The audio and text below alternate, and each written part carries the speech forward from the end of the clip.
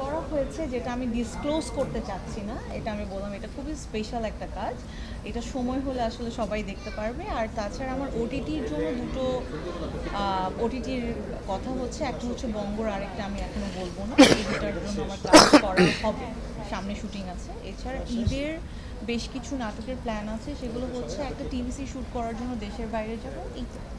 Overcome করার কিছু নেই আসলে, আমি সবসময় বলি যে যাদের জন্য আজকে আমি শখ, ডেফিনেটলি আজকে অডিয়েন্সের জন্য আমি শখ, তাদের ভালোবাসা ছাড়া আমি আজকে এই জায়গায় আসতে পারতাম না।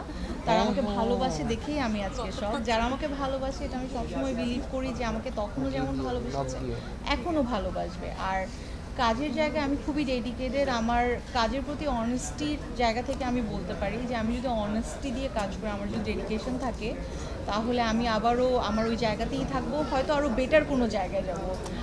এটাই আমি তেমন কোনো ভ্যারিয়েশন পাইনি, আমার কাছে খুব বেশি কিছু ওভারকাম করার জন্য খুব প্রবলেম কিছু আমি ফেস করিনি, কারণ আমার কাছে আরও মনে হচ্ছে যে আমি ব্যাক করার পর আমাকে সব অডিয়েন্সরা, আমার কলিগস, ক্লায়েন্ট সবাই আরও ওয়ার্মভাবে আমাকে ওয়েলকাম করেছে। এটা আমার জন্য অনেক বড় একটা ব্লেসিং। আমার অলরেডি একটা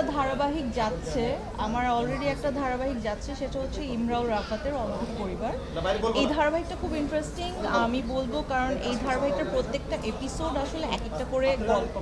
মানে ধারাবাহিক নাটকে যেটা হয় যে একটা গল্প শেষ হয়ে যায় তারপর হয়, বিকজ ওই টাইমটায় আমি আসলে আমার পার্সোনাল কারণে আমি ব্রেক নিয়েছিলাম, আমি প্রেগনেন্ট ছিলাম ওই টাইমটায়, আসলে আমি কাজ করতে পারছিলাম না। সো এখন আমি আবার কাজ ব্যাক করেছি অ্যান্ড কাজ করছি।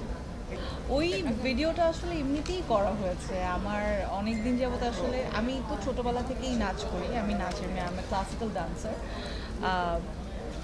বাট আমি আসলে সব টাইপের ডান্স করতে পছন্দ করি। ডান্সের প্রতি এক্সপিরিয়েন্স এত বেশি, এটা আসলে যারা আমার টিচার তারাই জানে, অনেকেই হয়তো জানে না, কারণ আমাকে অনেক অল্প, মানে একদম শুরুর সময় থেকেই সবাই আমাকে মডেলিংয়ে পেয়ে গিয়েছে, বাট আমি বেসিক্যালি একটা নাচের মেয়ে। ওই ভিডিওটা এমনিই করা হয়েছে, আমার গানটা খুব ভালো লেগেছিলো, গানটা শুনে মনে হচ্ছিল না আমার কিছু আসলে একটা করা দরকার, কিছু একটা করা দরকার, সো হয় না, নিজে থেকেই একটা ছোট করে ভিডিও করা হয়ে গেছে। আর এখন যেটা হয় যে নাচের প্রোগ্রাম আসলে অনেক বেশি হয় না, সব কিছু মিলে নাচের প্রোগ্রামের জায়গাটা একটু কমে গিয়েছে।